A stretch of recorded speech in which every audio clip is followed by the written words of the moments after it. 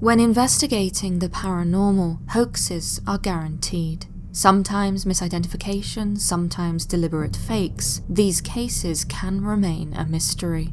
When evidence is presented as a video, opinions are often more divided, with the truth being easier to spot for those with a skeptical eye. Then explanations are offered. Yet, even the most obvious hoaxes and misidentifications can leave a hint of doubt.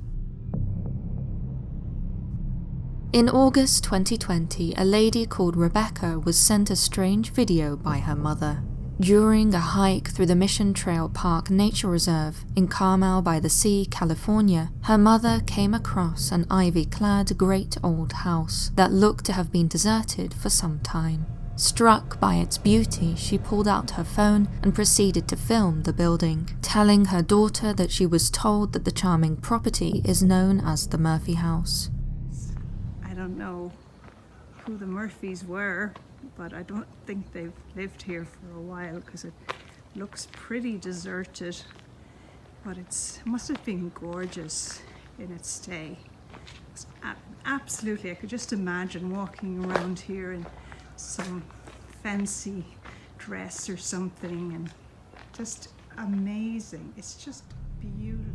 When Rebecca watched the video, far from sharing in her mother's awe, she was horrified by what she spotted in one of the upstairs windows of the house. Quickly uploading the video to TikTok for other users to comment on, she explained that there was an eerie face in the window, and that her mother may well have unintentionally caught a ghost on camera.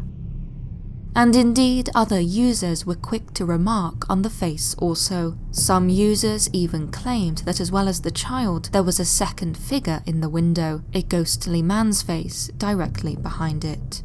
The historic house, which was revealed to be Carmel's Flanders Mansion, or the Outlands, has been in the hands of the City Council since 1972. After it was sold by Grace Flanders, the lady who, along with her husband, had the 8,000 square foot cottage built some 50 years earlier.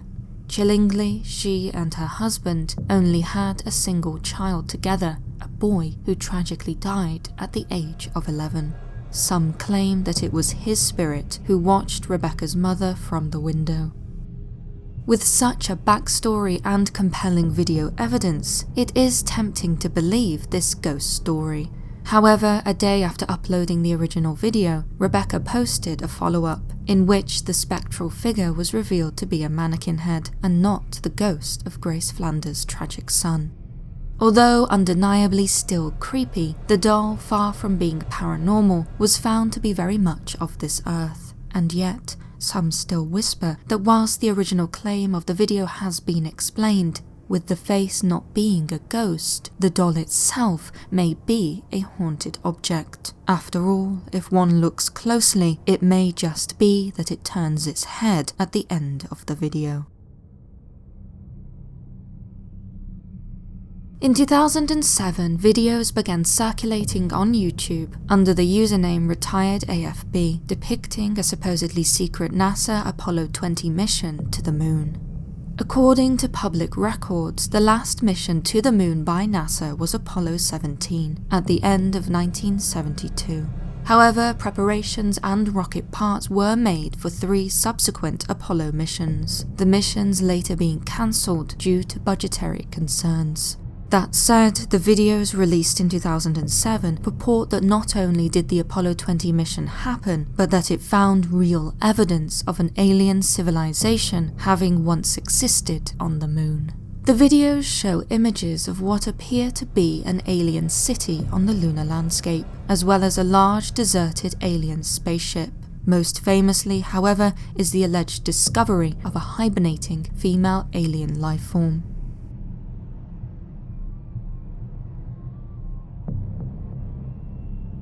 As outlandish as this video may appear, there are many who claim that it is real. One Italian UFOologist has even claimed to have interviewed the lead astronaut on the alleged mission, William Rutledge. Another interview, led by the award-winning investigative journalist and UFOologist Linda Moulton Howe, was conducted with a supposed secret astronaut named John Harold Levine. Levine claimed that he served as a last-minute replacement on the Apollo 20 mission, and that it is he who recorded the film. His testimony is rich in detail, including information about how he and his fellow astronauts entered the extraterrestrial spaceship, how they marked all the doors as they travelled through it so as not to get lost, and even how there were panels designed for humanoid aliens with 6 fingers. Most shockingly, Levine explained how they recovered a hibernating female alien and brought her back to Earth. Not only that, he claimed that alongside the female alien, there was also the cadaver of a grey alien. And so the so-called Secret Astronaut Levine claimed to be the one who filmed the famous videos. In an effort to bolster his credibility, he has published a short biography of his life on the internet. It details his alleged military career and encounters with alien life forms. He has even shared an image which he claims to have taken of an alien being. The backstory behind these videos and the stories which have emerged from them are plentiful. It is easy to become sucked into the breadth of information and believe that the Apollo 20 mission really did happen. And yet, according to a man called Terry Speth, the videos are not only complete fabrications, but also nothing to do with John Harold Levine. Rather, they were created by him. Speth has worked for many years in the filmmaking business and thought to create a story with these videos. He invented the names of the astronauts William Rutledge and Leona Snyder, supposedly taking them from emails in his spam box. He even wrote a book about the Apollo 20 mission under his own name, presenting the so-called memories of the commander of the mission, William Rutledge. Far from being footage filmed on the moon, Speth has stated that the series of 3 videos were filmed using a combination of real props and 3D modelling. Speth now proudly admits to having fabricated everything, and has even shown the model he sculpted of the female alien. And yet, despite his full and elaborate confession, many still believe Levine and others, considering Speth to be a disinformation agent. Speth's identity is, however, known and confirmed, whilst others who claim to be whistleblowers have only vague personas which cannot be fully confirmed. Thus, Speth's involvement in the videos and his story of hoax seem the most credible, and so the Apollo 20 videos are widely regarded as having been solved. However, in the shadowy world of extraterrestrial phenomena, Men in Black and conspiracy, anything, and perhaps indeed everything, is possible. For millions of children and adults across the globe, Disneyland is the happiest place on Earth. And with legions of ghosts said to haunt the parks, it seems that even the dead agree with this statement. Several years ago, a series of videos that claimed to show spooky happenings at the original Disneyland park in California went viral. One of the videos appears to show a member of staff conducting routine maintenance at the Tower of Terror after the park closed. As the ride progresses, spectral beings appear in the seats behind and close to the man.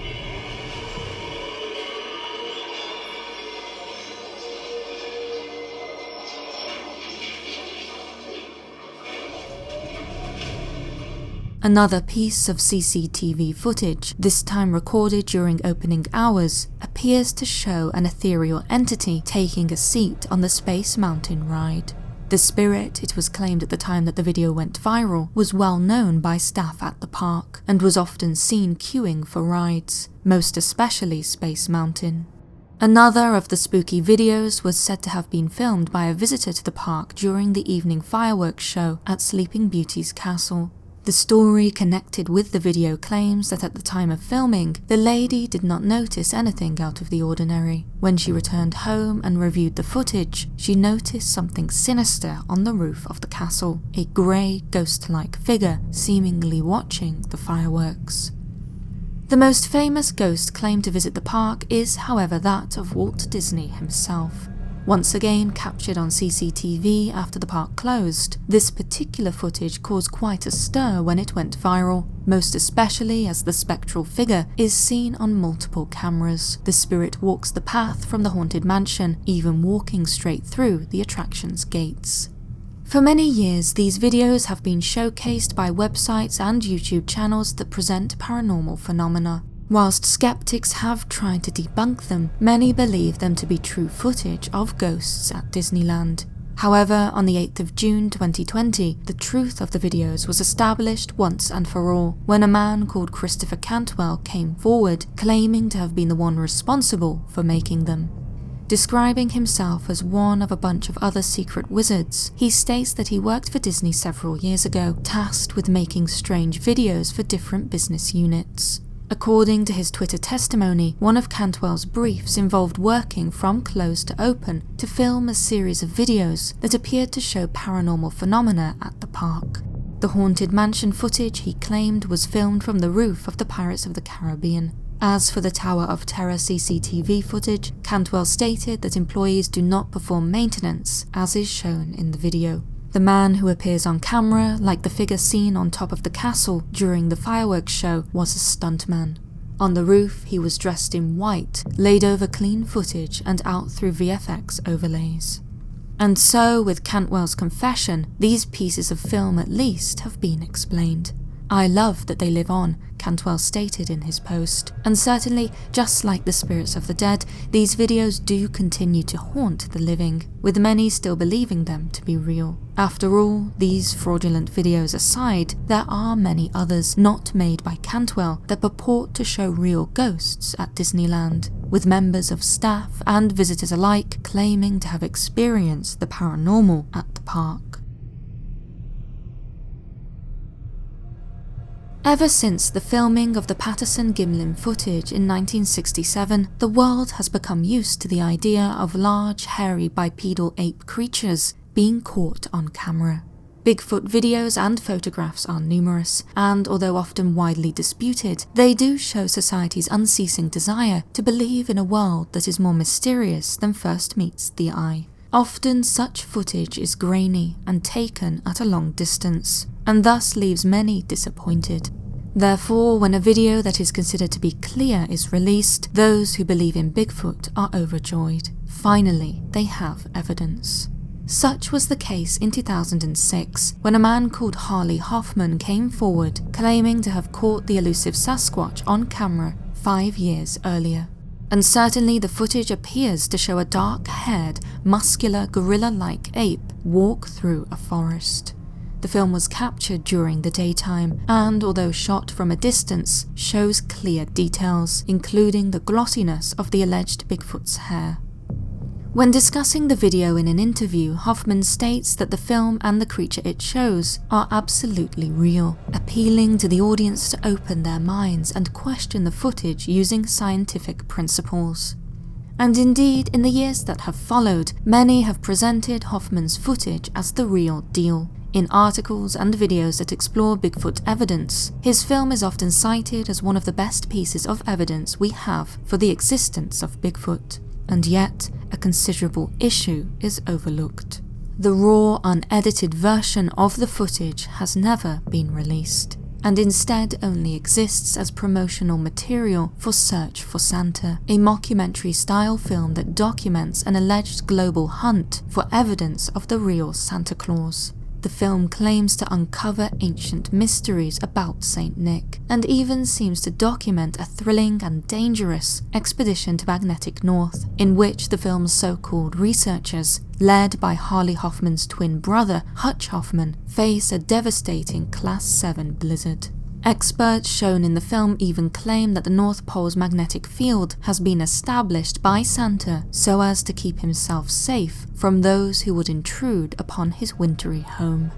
And so, when considered in the context of his brother's tongue-in-cheek production, Harley Hoffman's Bigfoot footage begins to look less genuine. With over 2.5 million views on YouTube, Hoffman's interview, which shows the alleged Bigfoot, certainly seems to have done a good job at promoting the Search for Santa mockumentary project, which is advertised at the end of the video.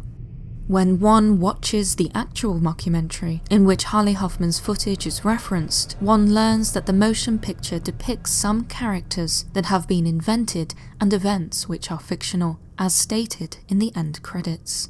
And so this only helps to solidify the seeming fraudulence of the Bigfoot footage. and yet we cannot be certain. Without seeing the original footage, if it exists, it may just be that Hoffman's Bigfoot is real. At 5 p.m. on Saturday the 26th of November 1977, families across the south of England were settling down in front of their television sets to watch Day by Day, a news programme presented by Southern TV's newsreader Andrew Gardner. At 10 past the hour, something unexpected happened. The picture began to wobble and the audio faded. After a moment, a new chilling voice replaced that of Gardner's. These include stopping the execution of all captured prisoners of war, allowing Europe to take on negotiations, being arrested. In Australia, Mr. Perry Packer's cricketers are still pleading yesterday's High Court decision, which lifts the ban on them playing test matches. This is the voice of Allah, representative of the Ashtar Galactic Command, speaking to you. What followed was almost 6 minutes of interrupted broadcast, during which time the intruder voice delivered, in a deep, distorted tone, a strange message. It began, "This is the voice of Vilron, a representative of the Ashtar Galactic Command."